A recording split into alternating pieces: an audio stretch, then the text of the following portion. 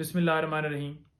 गुज़श्ता रोज़ खान साहब के केसेस की समाअत मुख्तलिफ़ कोर्ट्स के अंदर थी। 6 केसेस डिस्ट्रिक्ट कोर्ट के अंदर लगे हुए थे। गुज़श्ता रोज़ इसलिए कह रहा हूँ क्योंकि 12 के बाद मैं ये वीडियो बना रहा हूँ। 6 केसेस डिस्ट्रिक्ट कोर्ट में लगे हुए थे, जिसमें खान साहब के ऊपर रोल क्या है इमा का, कि खान साहब की इमा के ऊपर ट्रैफिक ब्लॉक हुई, तोड़ फोड़ हुई, जलाओ गिराव हुआ। आप ये देख लें कि अगर अदलिया की आज़ादी के लिए, आइन की बालादस्ती के लिए पुरअमन एहतजाज किया जाता है तो एफआईआर दर्ज कर दी जाती हैं। इस तरह के केसेस हैं, उनमें सरकार ने रिपोर्ट पेश करनी थी, जो नहीं की गई। इस वजह से वो मुकदमात जो हैं मुलतवी हुए। बीबी साहबा भी वहाँ पर पेश हुई, उनके ऊपर मुकदमा आपको पता है खान साहब के ऊपर और उनके ऊपर जेली रसीदों के हवाले से दर्ज किया गया है। तो वो पेश हुई, उसमें क्योंकि इस्लामाबाद हाई कोर्ट में ऑडियो लीक वाला मामला पेंडिंग है, तो वो डिसाइड नहीं हुआ। इस वजह से वो केस भी मुलतवी हो गया। उसके साथ साथ वो हाई कोर्ट में बायोमेट्रिक के लिए पेश हुई, और वो पेश बायोमेट्रिक के लिए इसलिए हुई क्योंकि पटिशन एक दायर की गई, जिसमें मुख्तलिफ डिपार्टमेंट्स को पार्टीज़ बनाया गया, कि जितने केसेस इनके ख़िलाफ़ अगर आपके पास हैं, किसी भी डिपार्टमेंट के पास कोई इंक्वायरी, कोई मामला है, तो अदालत में बताया जाए ताकि हम मुतलका कोर्ट तक रजू कर सकें। इसके साथ साथ 3 दरख्वास्तें अडयाला जेल के अंदर जो है उनके ऊपर समाअत हुई। वो दरख्वास्तें क्या थी? ये खान साहब की 3 बेल्स थी। खान साहब के ऊपर एटीए के 3 मुकदमा दर्ज हुए थे दहशतगर्दी के, और ये खान साहब की बेल्स नीचे 3 खारिज हुई थी, हाई कोर्ट ने बहाल की थी। तो अदालत जो है चलकर जेल के अंदर चली गई।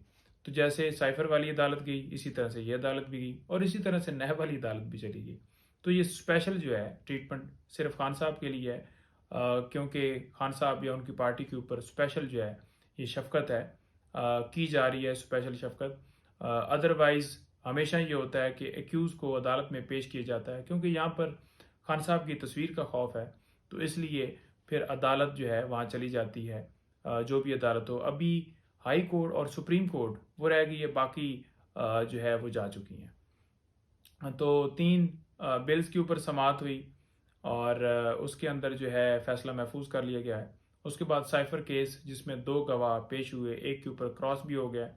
और आप देख लें कि वैसे तो 4 बजे कोर्ट का टाइम है रूटीन के मुताबिक, लेकिन खान साहब के लिए सुबह से लेकर शाम तक वो मुकदमात जो हैं वो चलाए जाते हैं, और उसके बाद जब कोर्ट का टाइम ख़त्म होता है तो फिर भी मुकदमा जो है वो कोई ना कोई जारी रहता है। यही हुआ कि 4 के बाद नैब की टीम आ गई जी, फिज़िकल रिमांड लेना है। खान साहब तमाम सवालात के जवाबात दे चुके हैं। जब उनको 9 मई को उठाया गया था, उस वक्त भी उन्होंने तमाम उनके पास क्योंकि थे तो सवालात डेफिनेटली किए और उन्होंने जवाबात दिए। उससे पहले भी 4-4 5-5 घंटे उनको बुलाया जाता था, उन तमाम सवालात के खान साहब ने जवाबात और डॉक्यूमेंट्स दे दिए, लेकिन उसके बावजूद वो चाहते थे, लेकिन उनकी इस्तदा कबूल नहीं की गई, और अदालत ने फिज़िकल रिमांड जो है नहीं दिया, और यही कहा कि आपने कोई सवालात पूछने हैं तो जेल के अंदर ही पूछ लें।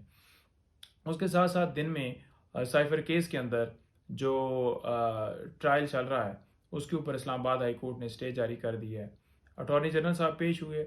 अटॉर्नी जनरल साहब ने जब वो बताया कि काबीना ने मंजूरी दे दी है जेल ट्रायल की, तो अदालत ने कहा काबीना ने तो अब मंजूरी दी है, उससे पहले जो ट्रायल किया गया उसके ऊपर क्या राय है आपकी?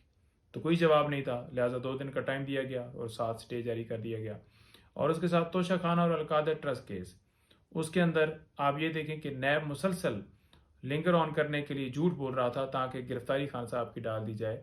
ये कहा गया कि 2001 में जो कानून बनाया गया था, जो सिर्फ और सिर्फ 2001 से लेकर 2022 यानी कि 8 महीनों तक वो कानून जो है रहा, उसके बाद वो कानून ख़त्म हो गया।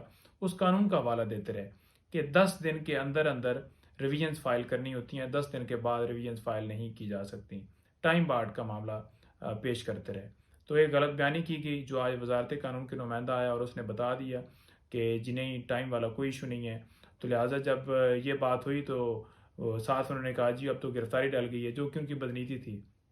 तो जब वो बदनीति नज़र आई अदालत को, और वो सारी जो है कोर्ट रूम के अंदर ये बात सारे लोग सुन रहे थे, साफ़ी सुन रहे थे। तो जब नैब के जो लॉ मिनिस्ट्री के नुमाइंदा आए हुए थे, तो उन्होंने भी जब ये सारी चीज़ें देखी तो फिर बड़ा वाज़ेह तौर पर जो है वहाँ पर हमने देखा कि उन्होंने माज़रत की कि जनाब हम अपॉलजी करते हैं कि जो चीज़ हुई है गलत हुई है। भाई अपॉलजी किस चीज़ की? उनके खिलाफ कार्रवाई होनी चाहिए, बेल्स भी बहाल हों और उनके खिलाफ कार्रवाई हो कि उन्होंने क्यों अदालत के साथ ये पहली दफ़ा नहीं किया। इससे पहले 9 मई को खान साहब ने प्री रेस्ट के लिए रजू किया था और उस वक्त भी इन्होंने यूं ही उठाकर और यूं ही रिमांड और सारा फिर सुप्रीम कोर्ट ने सारा जो है रिमांड तक जो है वो कलअदम करार दे दिया था। तो ये मुख्तलिफ केसेस की समाअत थी जो कि गुज़श्ता रोज़ हुई और उसके साथ साथ जो मज़ीद अपडेट होंगी वो फिर इंशाल्लाह मैं आपको दूंगा। बहुत शुक्रिया, थैंक यू।